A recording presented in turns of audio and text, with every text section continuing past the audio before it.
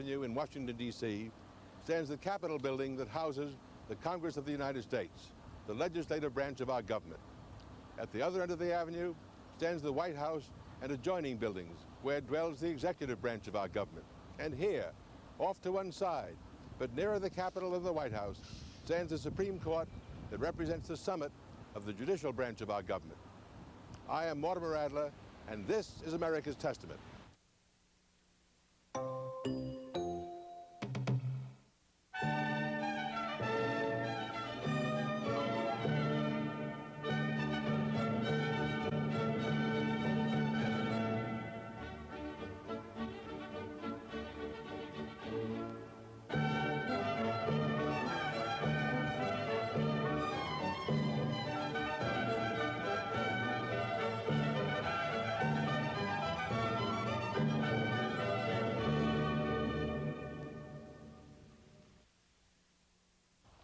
The physical locations of the Capitol, White House, and Supreme Court symbolize the separation of powers and the system of checks and balances that lies at the heart of our government.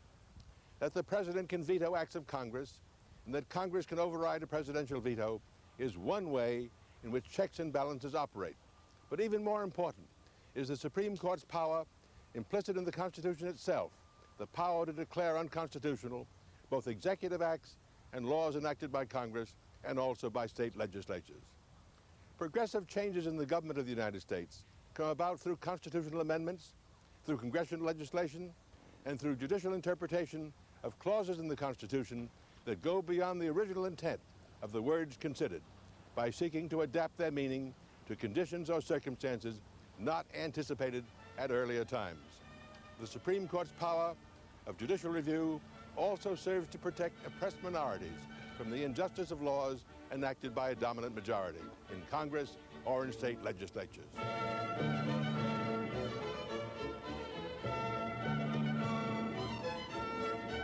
America's Testament will explore the ideas and ideals of the Constitution that challenged the world at the birth of our republic. On this program, Changing and Growing, Mortimer Adler's guests are Judge John Newman of the United States Court of Appeals and Douglas Cater, president of Washington College in Chestertown, Maryland. In this final program in our series on America's Testament, we're going to consider future developments of the Constitution and possible improvements in the government of the United States, both of those things. In the immediately preceding programs, we saw that the 18th century Constitution, with its 18th century amendments, needed further amendments in the 19th and 20th centuries, together with supporting legislation, to bring political democracy into existence in this country. We also noted the extraordinary changes and innovations in the conditions of our lives that the Founding Fathers could not have foreseen, much less even imagined, such as great private corporations, powerful labor unions, a public school system, an energy shortage, a threatened environment, a Federal Reserve Bank, railroads, automobiles, airplanes, submarines, telecommunications, radio, TV, industrialized agriculture, a staggering national debt, world wars, and the threat of a nuclear holocaust, space exploration, and the use of computers. With all this in mind, the opening question I would like to ask both of you is whether you think the Constitution and the framework of our government, both the Constitution and the government itself, need modification and improvement. That is my first question. And if you answer it affirmatively, I'm going to ask you then two further questions. What changes or improvements you would recommend, and how the changes you recommend or improvements in the government should be effected. In four ways: by further constitutional amendments, by congressional legislation, by judicial interpretation of the Constitution, or, in the last resort, by a second constitutional convention to draft a new Constitution. How do you answer the first question? Do we need any further changes, further amendments, other changes in the Constitution, improvements in the structure of our government? John? Well, I would be very receptive to consideration of changes, of structural changes, and I think more hesitant about changes in the document itself. Not even as by a general amendment? matter. Even by amendment. There may be some things that ought to be added, and your book suggests some, but I think if you're talking about making the government more efficient, for example, you would do well to experiment with legislative changes rather than seal the changes in permanently by constitutional change. Feel the same way, Don? Well, I think that the necessity to create some basic restructuring of the way we govern ourselves is probably the most dominant concern among thoughtful people about America today as we approach the bicentennial of the actual drafting and adoption of the document of the Constitution. I think similarly with Judge Newman, John, that very few of us see any kind of quick amendments to the Constitution that would go to the heart of this, that have the foggiest chance of being adopted, even if you went to a new constitutional convention.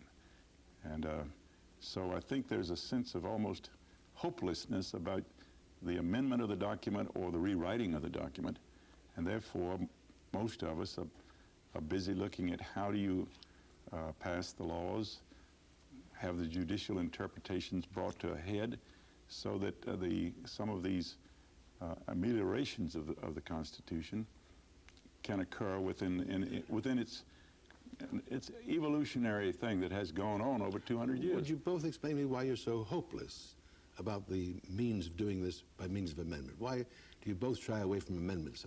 Well, my concern is not that the amendments can't be enacted. I think I'm more concerned that they can be.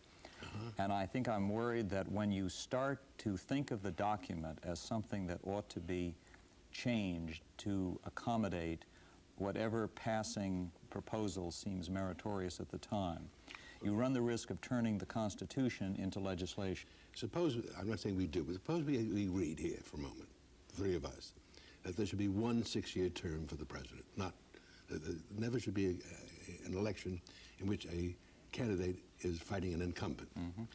That would have to be an amendment, wouldn't it? Yes, I'd have no problem with that. And indeed, when we have changed the document, one of the ways we have changed it over the years is precisely in that area. Yeah.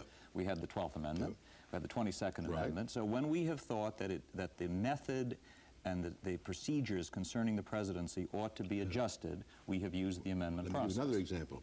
Suppose suppose, and I'm only saying suppose, we agreed that the Electoral College should be abolished and the president be elected by direct majority of the popular vote. The reason why I suggest that is, I think in recent years, the landslide elections are electoral landslides, not popular landslides, and gives the man who wins that election a false sense of a popular mandate when he doesn't have it. I mean, the popular vote can be very close, and you can have an electoral landslide, can't you? That would be amendment too, wouldn't it? It would. Perhaps if I could introduce this distinction, Mortimer. If there is something that the country wants done, such as changing the term of the president to 6 years, as you point out, you could not do that under the document now. So you run into a barrier, a limit, and you must change it. There are many other proposals that are made, some in your book, which do not really encounter an existing limit in the document. They are good ideas. They are things a lot of people think ought to be done.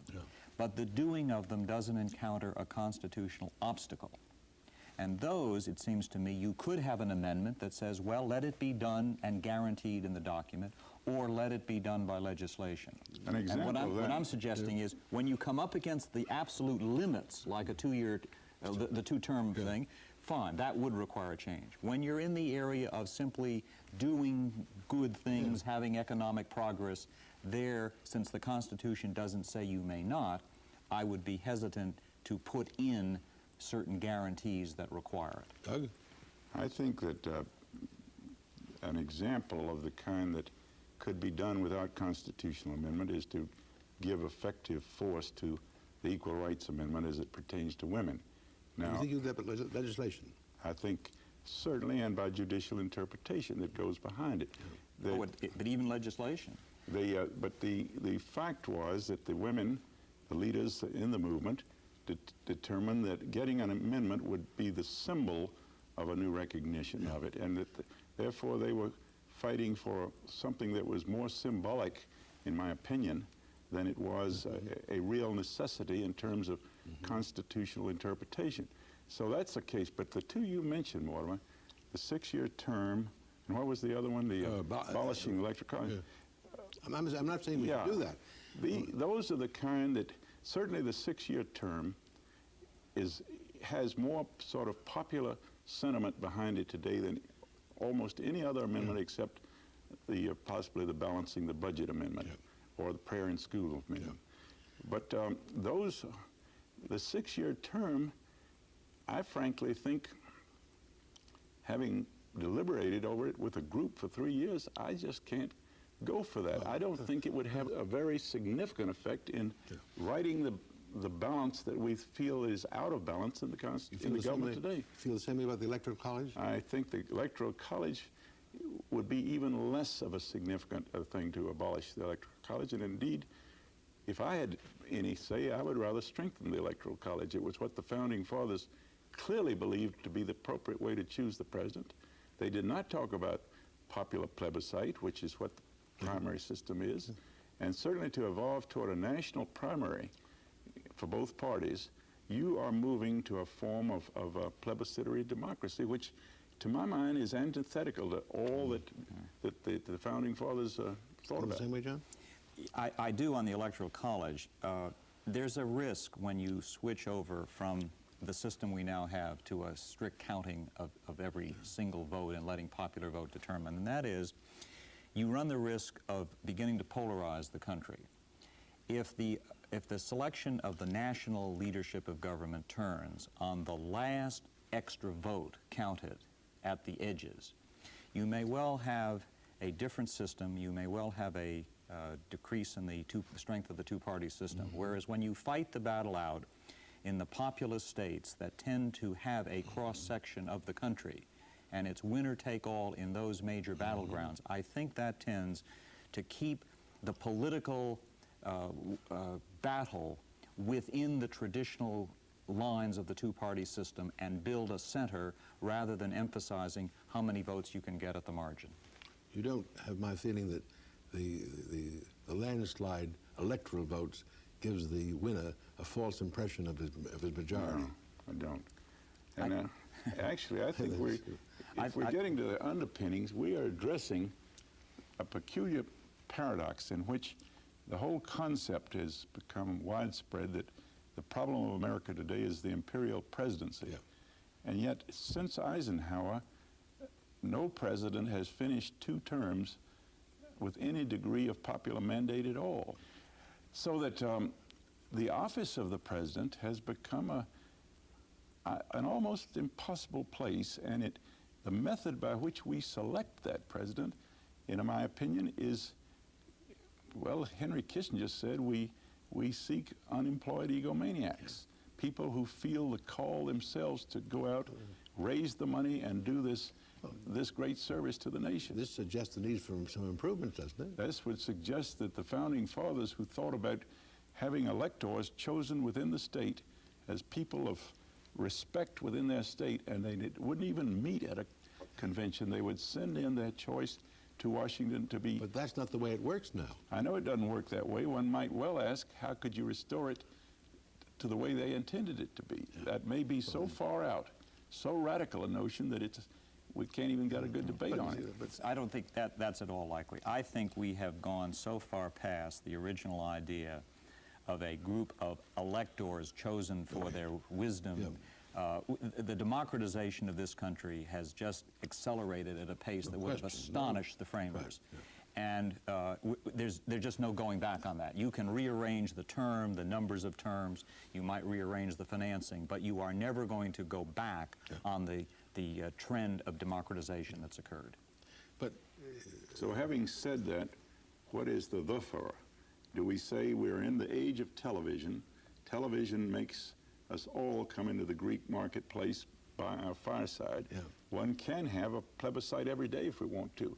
Technologically, you could watch the president speak and then listen to the speaker speak, and you could vote push a button and say who the will of the people supported. In 1912, in the Progressive Party platform that Theodore Roosevelt ran on, one of the main planks in that platform was the introduction to this government of initiative, referendum, and recall. Right.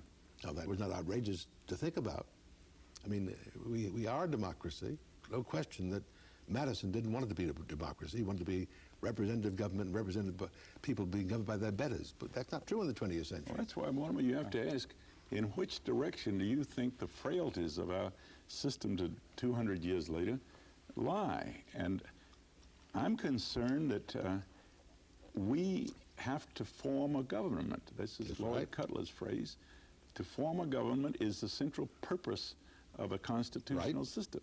Correct. And I think that we have now created a system, or evolved into a system, in which the public, with a real cunning that almost seems planned, puts the power of the executive in one party and the power of the Congress in the other, and you have a further split within what was supposed to be a system of checks and balances. But now, what you've just said, we were skipping around, of course, but that conflict between a Democratic Congress and a Republican president, or the reverse, as it may happen to be, suggests that the parliamentary system is a better system for no chief executive, chief of government.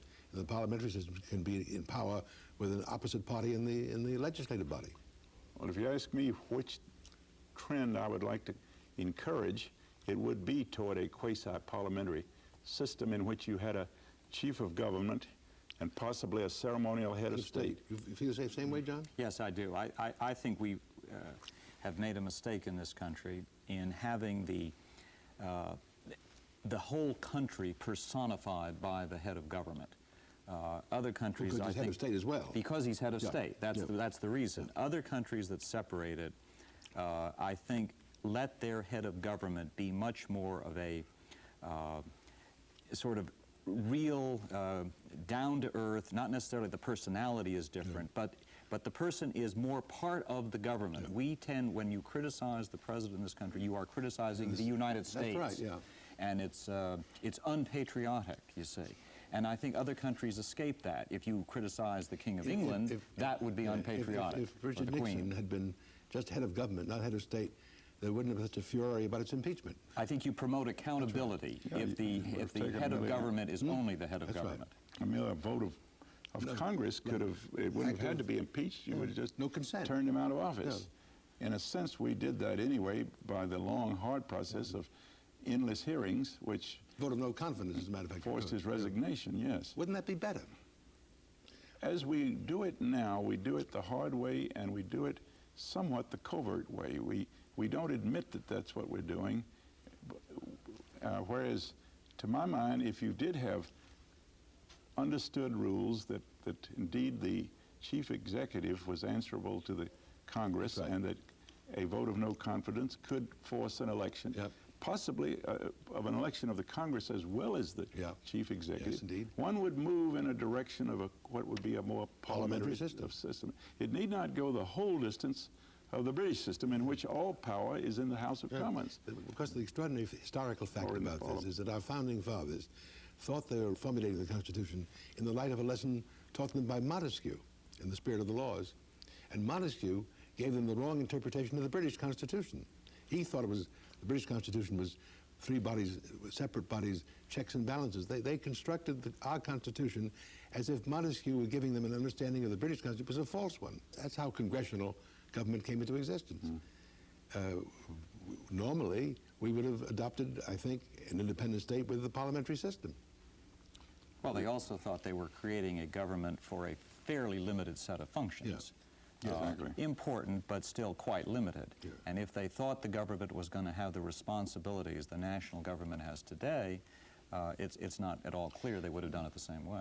Well, let's consider another possible change and ask whether it should be done by amendment, by congressional legislation, or some other means. One of the questions I would like to ask you is, don't you think the presidency has grown in extraordinary complexity? I'm amazed by the fact that Calvin Coolidge, when he was president, left the White House in early June, went to Vermont, sat on his porch in a rocking chair, with no telephone to the White House for 3 months. It must have been a much simpler state of affairs than it is now.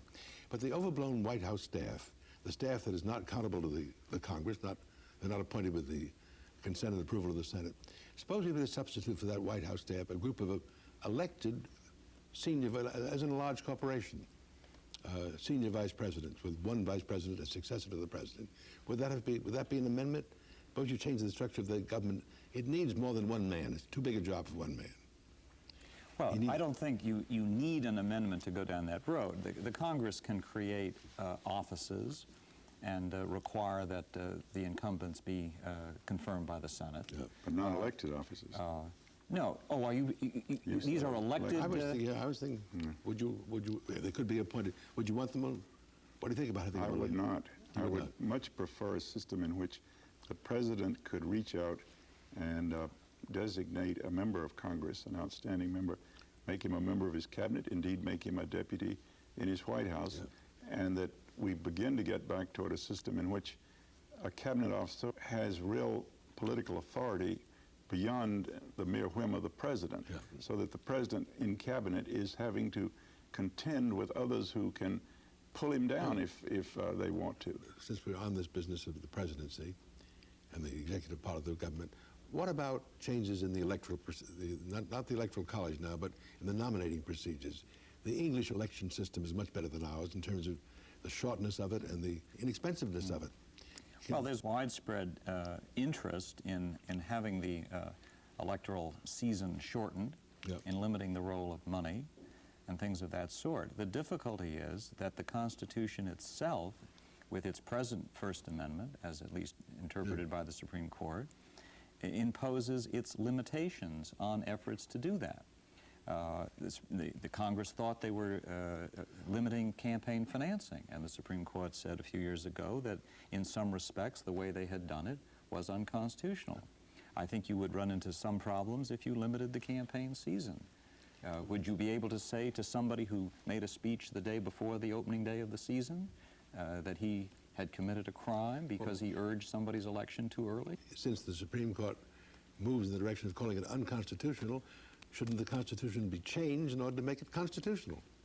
Yes, but there again, if you try to write into the Constitution all the nitpickings of electoral system, you vulgarize the document, it seems to me.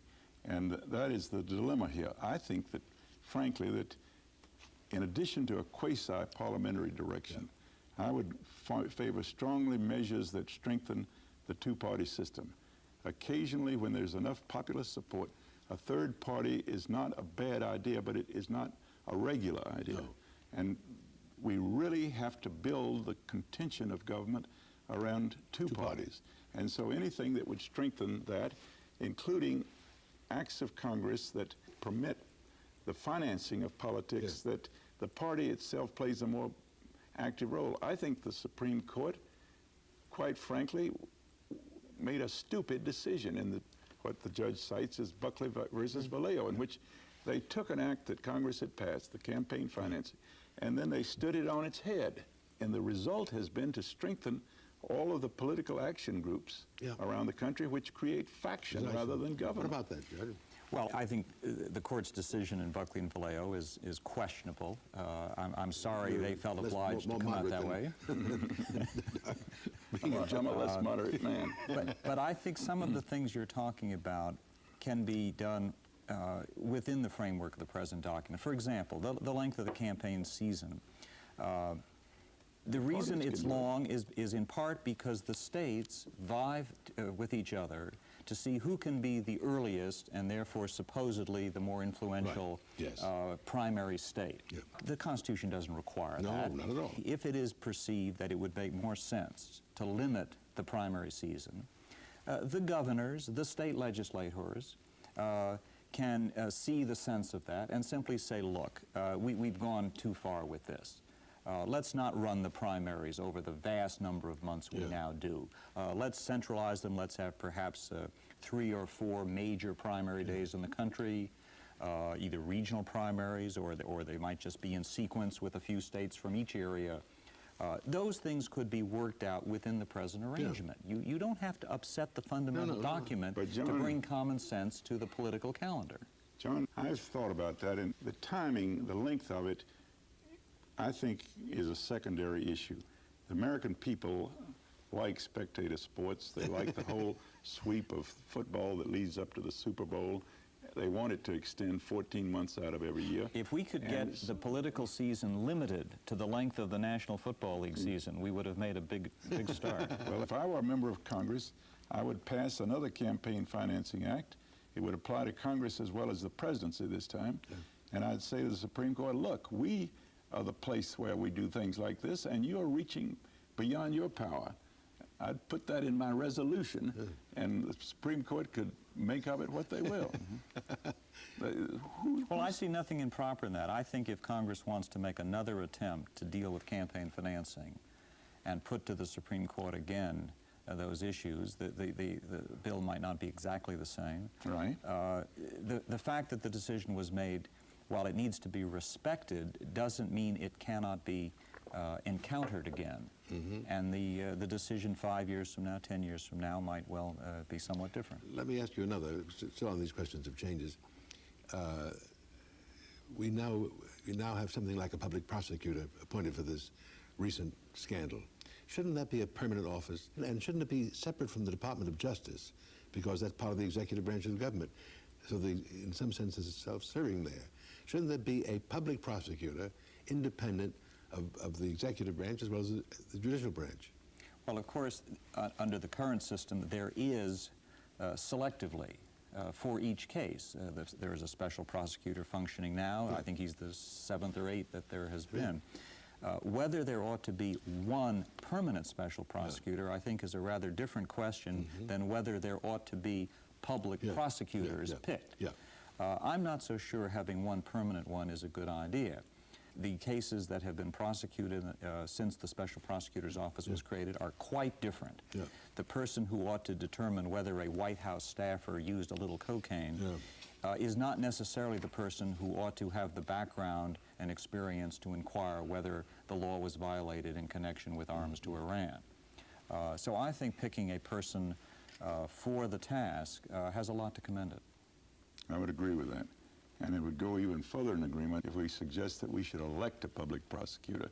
No. I think that would be, and if it's appointed one, and if it's not appointed under the critical circumstances which demand that the president be seen to be dealing openly on this, if he were permitted at the beginning of his term, at the height of his popularity, to appoint some old duff as public prosecutor, you could in effect castrate the office with a permanent occupant of it. So I think the method of choosing the prosecutor speaks to having one for each occasion. And I think it's fair to say that even within the Department of Justice, the apprehension of public officials who have violated the law has occurred with some rigor. Congressmen and senators have been indicted and convicted. Judges have been convicted. So that even though the Department of Justice is part of the executive branch, they have been able to conduct prosecutions quite removed from the they may political even get overtones. to the bottom of the Contra case. Well, the Contra case, since we mentioned it, raises another question about restructuring the government. The White House now seems to have 3 ways of carrying on foreign policy. One by the CIA, one by the Joint Chiefs of Staff, one by the State Department. I mean, this is by the NSC. Yeah, the National Security Council. Shouldn't that be changed? I mean, we have competing organs of government. We have a government within the White House that's independent of the rest of the government. You surely have identified a problem. Again, I'm not sure constitutional change is what you need. You have law now. Couldn't that be done by legislation? It could, and some would think already has been done. Some believe that the arrangements that were made under the War Powers Act, the limitations that Congress enacted, the reporting requirements they enacted, were already sufficient law. The question is, were those laws observed or not? You will have that question whether you put the law into the Constitution or legislation. See, when we talk about the swollen or the imperial presidency, isn't it really the result of Congress failing to do what it can do? No, it's a failure that the presidency, under the imagined exigency of the situation, turns to covert means of doing it and does not use the State Department, which is the appropriate place. How do you prevent that from happening? Well, you prevent it, I'm afraid, by exposing it and then creating the kind of public philosophy and the kind of moral philosophy in Washington. The power of publicity today has increased, not diminished, right. So that when you catch CIA going beyond its mandate, and if it is not violating laws, then laws can be passed. I don't think there is any need to go beyond law in the governance of your intelligence agency. Same thing, I think it will be abundantly clear that the NSC must be firmly directed by law, not by constitutional amendment, that it does not engage in the operational aspects of the carrying out secret endeavors around the world. And we will learn something from this process. Maybe we're not learning fast enough. We have had Vietnam, we've had Watergate, and you say, well, why haven't we cleaned up our act? The problems are all out there, though. Iran is a problem, and in that sense, the president is speaking to something that was eating away at him all along. How do you deal with Iran? How do you deal with the hostage thing? What has happened, though, in his angst, his anxiety to deal with it, he has been caught engaging and letting his associates engage in illegal, possibly illegal, I'll qualify that. We don't know. Possibly illegal activities, which are certainly, even if they're not illegal, they were dumb. The one great virtue, it seems to me, of parliamentary type arrangements is that at all times you know the identity of the opposition leader and indeed the entire opposition government. And indeed, you might even go to a system in this country that would take the edge off the length of the campaign. Because if it became established that the leader of the opposition in Congress, not necessarily selected the way he is today, but selected on the assumption that he would be the chief of government in the event of a change of national power, you would make significant changes. You would know who that person is, and you would also, as the British do, know the identity of the leaders of the cabinet departments. It seems to me you're both moving a little more in my direction. There need to be changes in the Constitution, by amendment or in some other way. Sure. Certainly I would not say adamantly, don't touch that precious document. On the other hand, if somebody were to say, you have a right in the next week to make a change, what would you make? I don't think I would come up with any great wisdom in this subject. So, because there are enough questions, and I think John has done a good job of raising them, about every potential amendment that is thrown forward, that when you think about it a long time, you say, by golly, it's a 51-49 choice. Would you have said that? I have to go backwards now. Suppose you'd been alive and had a discussion like this at a time when the 19th Amendment was being discussed, the Woman Suffrage Amendment, or the 24th Amendment on abolishing the poll tax, or the Civil War amendments. Would you say, let's not do that? No. No. Why not? Because it seems to me those amendments were radical. I might have raised an opposition to a popular election of senators. You might have done that? Might have. Why? Well, I think the Founding Fathers had thought it out, that they wanted a Congress in which the House was the populous one, and the other one, the senators were chosen by the states in the manner that they chose. I found nothing pernicious about that.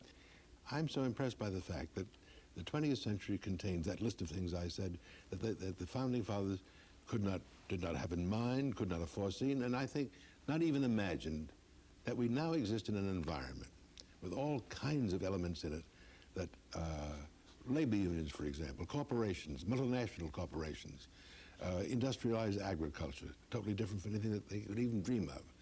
International relations of a character that they, with implications in terms of military power. When they talked about military power, they couldn't imagine what we mean by military power. Don't you think that these changes, are they, leaving aside for the moment your doubts, and serious doubts about the advisability of a second constitutional convention, if you could have, let me put the question to you hypothetically, if you could have the kind of men, the kind of statesmen with the intelligence, the cultivation, intellectual cultivation, the political savvy that the men who met in Philadelphia, would you be, if those proceedings could be conducted secretly without television, would you? You see, where you don't really want a second a whole new convention. You want a reconvening of the first one. Reincarnation. Now, there's a lot to be said for that. Well, why not ask for it? Well, it was called the miracle at Philadelphia. But not the miracle. It was a miracle. That's right.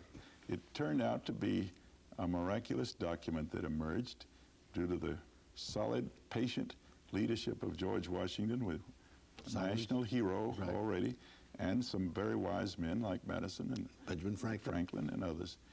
So that we did have a miracle in our country, and it has lasted us bloody well for 200 years. The question is, I don't think that we believe in miracles today, that we know that if we had a convention and the television cameras were on, that it would appeal to the baser instincts for special interest and faction, so that we would, it could end in disaster. That is the great fear. On the other hand, everything both of you said indicate your awareness, your recognition of serious weaknesses, serious defects, serious miscarriages in our present form of government, and how to improve them without either constitutional improvement or legislative enactments or judicial interpretation. I don't know. But we haven't identified all that many problems whose solution encounters an absolute barrier in the document. A few, sure. If you want to go to the 6-year term, you have to change the document. But if you want to make the presidency more accountable, the Congress is not without a power in that area today. There are many, many arrangements that can be made within the existing framework. Let me read what you're saying, that a paragraph in Article 1, Section 8, almost in fact the concluding paragraph in Article 1, Section 8, which gives tremendous power to Congress. Congress has the power to make all laws which shall be necessary and proper for carrying into execution all the foregoing powers in that long list of powers that Section 8 of Article 1 gives Congress, and all other powers. We'll stop there, but go on. And all other powers vested by this Constitution in the government of the United States or in any department or office thereof. Now that's a sweeping grant of power to Congress to legislate changes, isn't it? Very, very. That's my point, that the Congress and the executive branch together, if they are so minded and if the people insist on it, and can do a great deal under the existing arrangements. And yet there you go to the heart of the dilemma. How does Congress, how can it even be spoken of as a singular? Congress is harassed, overworked representatives and senators with mushrooming staffs of experts and advisors who are being visibly turned into puppets in their own offices rather than freestanding, free-thinking representatives. They are so caught up in the interstices of writing laws, and then they finally, frequently in a fit of passion, have to abdicate and turn over to a regulatory authority a vast writ of power, so that the regulatory authority exists frequently without any direct answerability either to the executive or the Congress. We have a vast area of governance in America that is outside of both. And now there are checks on that. There are ultimate checks, but they very seldom get really effectively exercised.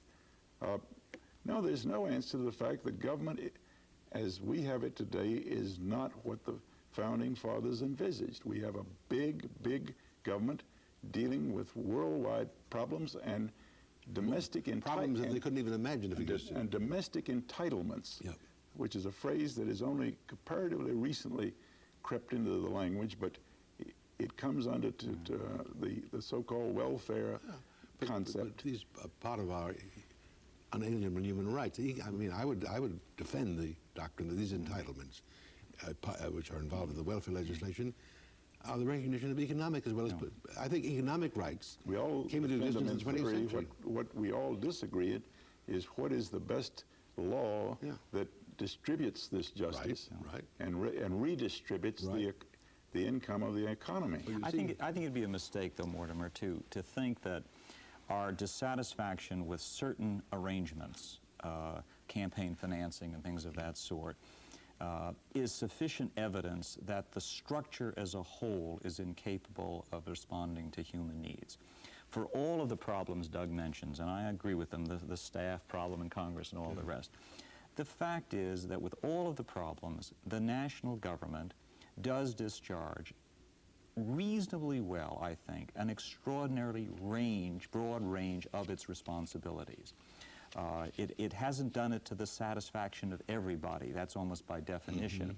But given the diversity of this country, for all its defects, the extent of federal funding in education, funding in welfare, civil rights legislation that's been passed, for all its defects, it is so extraordinary compared to what there was just 23 years ago. Beginning of this century, different times. Environmental laws, all sorts of things that have affected the quality of life in this country and been the product of this system that we've been so upset about for the last several minutes. It has still generated leadership. It has created new opportunity. It has done a lot of things. We sometimes get so caught up in fighting about the little differences, and I don't mean to say they're insignificant, but they're little relatively. Whether the welfare benefit should be here or here is not nearly as significant as whether it should be there at all. That's right. Absolutely. And the battles of whether it should be there at all have been fought in this country, and they've been won under the existing arrangements. Right. And we ought not to say, oh, well, that was 10 years ago or 20 years ago, as if it's nothing. Those are enormous achievements. Okay, and I would confirm that point by saying that in a Rube Goldbergian manner with the Supreme Court in Brown versus the Board of Education sort of upsetting the apple cart and Congress having to come behind rather than being ahead of the court, we have achieved in the area of the extension of civil rights in this country what no nation on earth has achieved. And so we should feel pride in the degree, even though there is still a long distance to go. But I never thought I'd hear myself saying it because I come from a liberal democratic background. But the standoff between the President and Congress presently over the national debt is, I think, becoming a critical problem in which the President is holding Congress hostage and Congress is holding the President hostage. And there seems to be no way to resolve that problem. The Declaration talks about our inalienable rights, our basic human natural rights, and the Bill of Rights, the first 10 amendments, or the first 9 at least, enact civil rights to secure those natural rights. But those are all political. And as you pointed out already, the welfare legislation, the entitlements of the 20th century are attempts to take care of the economic needs of the population. You think this could be done by further legislation that we don't need amendments to on the economic side, parallel to the amendments on the political side to secure economic rights? Well, I think, yes, I think you can do it through legislation. And there's a fundamental difference when you deal with the document to secure political or economic rights. When you secure political rights or criminal justice rights, which the document does to a great extent, you are passing a restraint on the government. You're saying the government may not do something. It may not abridge your free speech. It may not abridge the exercise of religion. It may not deny you a jury trial. When you're in the economic area, you are not talking about what it may not do. You're talking about what it must do. Right. And that gets, once you constitutionalize those rights, you create a very odd situation. You will then have people coming to court saying the government must be required to spend more money. Now, I'm not saying that can't happen. Indeed, it happens today and to a limited degree under some of the laws we have now. But that would become the norm. And I'm not so sure that you want the courts in the position of ordering the government to spend money to achieve economic rights. I think that is critically the functions of the elected branches of government to decide the level of spending and the means of distribution of economic benefits. There might be some broad constitutional principles that could be drafted, but to have enforceable economic rights in the same sense as political rights, I'm not so sure that's workable. I think that one clause in the preamble, promote the general welfare, in my interpretation it means economic welfare, not the common good, because all the elements in the preamble are the common good. It states an extraordinary objective. Whether it ought to state an enforceable objective by the suit of somebody, I'm not so sure. Well, I think it is a direction to the government as to what its ultimate objectives should be. By legislation. By legislation, yes. You agree to that? Yes, I certainly agree with that. I also agree with, and listen with interest to the judge, I think one of the things that is symptomatic of the malaise, if we can call it that, as we approach the bicentennial of the Constitution, is the degree to which we've become a litigious society in which we expect the courts, and ultimately the Supreme Court under some appeal, to be the real definer of the rights of our living together. Something must be done, and I do not have any concrete ideas to reduce that concept of rushing to the courts. No other society does it to nearly the extent that we do it. Don't you think there's something extraordinary about the centrality of the Constitution in our frame of government? The Constitution is somehow the anchor of our government. It is central, and it is extraordinary that it should be so central. In many governments, perhaps most in the world, public officials say that what they owe loyalty to is either the government, the king, or the head of state. And in this country, what we take oaths, whether the president must take the oath, the Constitution says so, judges take the oaths, congressmen and women take the oaths, they take an oath to defend the Constitution, which is really an extraordinary thing. They don't take an oath to support the United States. They support the document. That's right. We're almost unique in the world in having our public officials do that, in saying that the thing we want to preserve through all else is this document. Isn't that remarkable? It is remarkable, and it's where we're unique, and I pray Stay that way. we stay that way, yes. I pray that the Constitution, that we under the Constitution, develop the political wisdom that permits us to govern ourselves effectively. I'm not saying efficiently, I'm saying effectively.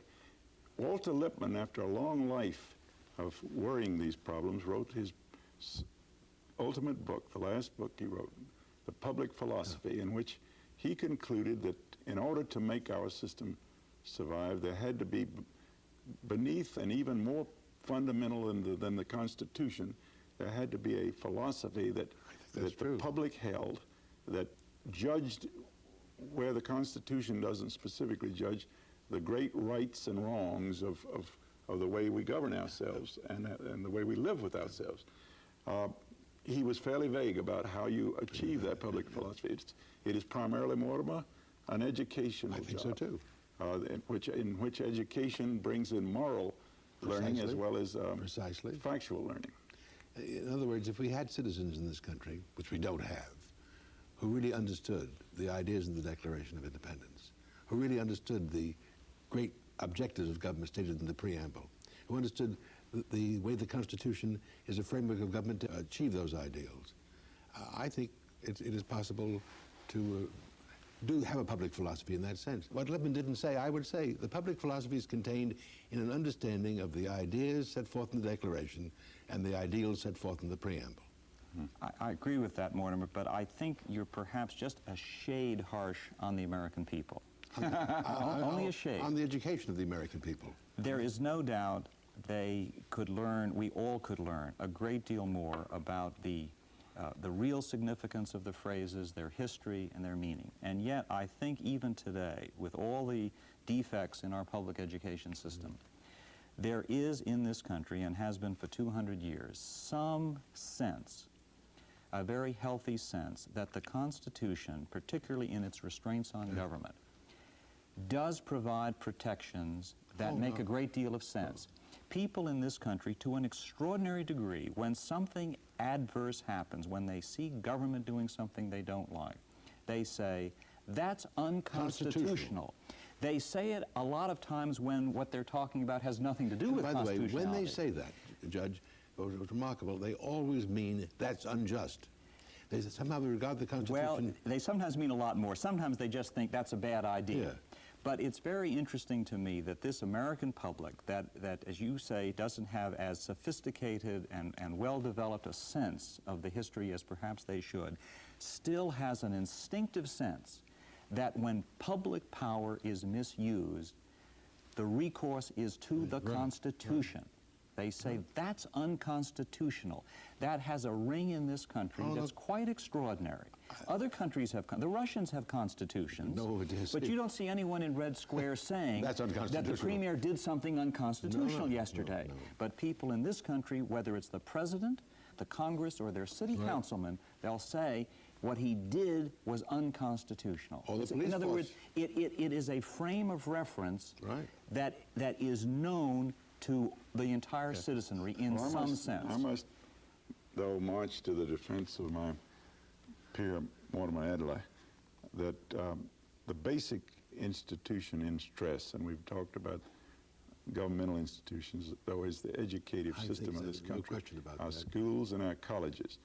People are leaving our colleges with no sense of history, and it seems to me that the old adage that if you don't know history, you're doomed to relive it is perfectly valid. And no understanding of the ideals that motivate our lives. And we don't accept the fact that since we no longer say that the country will be governed essentially by a group of peers, that we have not bought the proposition that therefore we've taken a very radical course, that we've got to have citizens who, in the mass... I agree with that, but let me simply point out that these brilliant leaders of the 18th century who we are revering, when they looked at who was leaving college, it was a tiny, tiny percentage of the whole country. And they didn't give them the mandate either. And now, at least, while those leaving college today don't have as much as we would like, the fact is well over, what is it, over half, a huge percentage are leaving, are at least getting a college education. Let me just say one other thing. More than half don't go to college. I think this must be done way down below college. I think college should finish the job, but if it's going to be done for all the future citizens of the United States, it must be done in the grade schools and in high school. I mean, after all... And the big question is, what is the that must be done? This kind of political and moral education, the understanding of these ideals and the motivation to be good citizens. We are not turning out, forget the colleges now, because only some people go to college. Let's take the graduates of our high schools. I've been around this country trying to conduct seminars on the Constitution and the Preamble and the Declaration of Independence, and find no acquaintance with these documents at all of seniors in high school. They've never read them anywhere, nor they have any understanding of the terms and the ideals that those documents contain. I think the remarkable thing, Mortimer, is that, as Henry Adams and others have pointed out, this country has gone periodically through a whooping cough of demagogy, in which there were periods that we were seized by a spirit of demagogy. I would live through that coming to Washington the very month that Senator McCarthy went to Wheeling, West Virginia, and launched that epoch known as McCarthyism. We have not had that to any notable degree in our recent travails. We went through Vietnam, we went through Watergate, and we've gone now through, we are somewhere in the process of going through another scandal. Another scandal, and we have not had any coherent demagogic response to it. I must say, having lived through McCarthyism, I live in fear that that should seize Washington again. It was incredible the degree to which sane men in those days, and they were mostly men, I don't remember any women involved in it, lost control of their faculties of restraint and were saying things that they knew were untrue about the menace to... Well, sure. We've had those excesses. We've had corruption. Indeed, every society has, and we will have some more, and you won't legislate them out of existence. Obviously not. But we also have vindicated many of the important values of the Constitution. No question about that, Judge. Perhaps to a greater degree in some respects than the framers would have imagined. You've written eloquently about the promise of equality and justice in the Preamble. I suspect that the very framers who drafted the Preamble would be astonished to see the Civil Rights Act of 1964. I think that's true. I think that's true. Well, and it is our government, with all its imperfections, with all its divisiveness. After all, this is a large, heterogeneous country that has a great deal of difficulty achieving a consensus on anything. But it worked a fundamental revolution in the way law approaches equality, in a way that no other country has transformed its legal approach. John, if we were merely left in the late 20th century to govern ourselves domestically and had a fence around the borders, I think I would be almost as sanguine as you are. Yeah. But we are now, destiny has, to a degree, and put us front and center in a very difficult world situation where we don't have quite the luxury that the British or others had to muddle through. In the age of the H-bomb and the intercontinental missile and what God knows what may lie beyond that, we're dealing in a very precarious situation. And I do not think we can be sanguine just looking at how well we fought out our domestic quarrels. What we've got to know is, how is it that we cannot, as the leading nation in the world in terms of performance, of bringing rights, that we cannot somehow break through to a better concept of building a survival on the planet than we have brought so far. Well, let me conclude this by saying we somehow have taken pleasure in recognizing the fact that a miracle occurred in Philadelphia in 1787, 88. And I suppose we have to hope for, if things get bad enough, for another miracle. Shall we end with prayer? Thank you, Judge Newman, for being with us, and thank you, President Cater. And I want to thank our viewers also for being with us on this occasion and in the preceding programs in this series of discussions of the great documents that constitute America's Testament, devoted to understanding the ideas and ideals of the Constitution of the United States.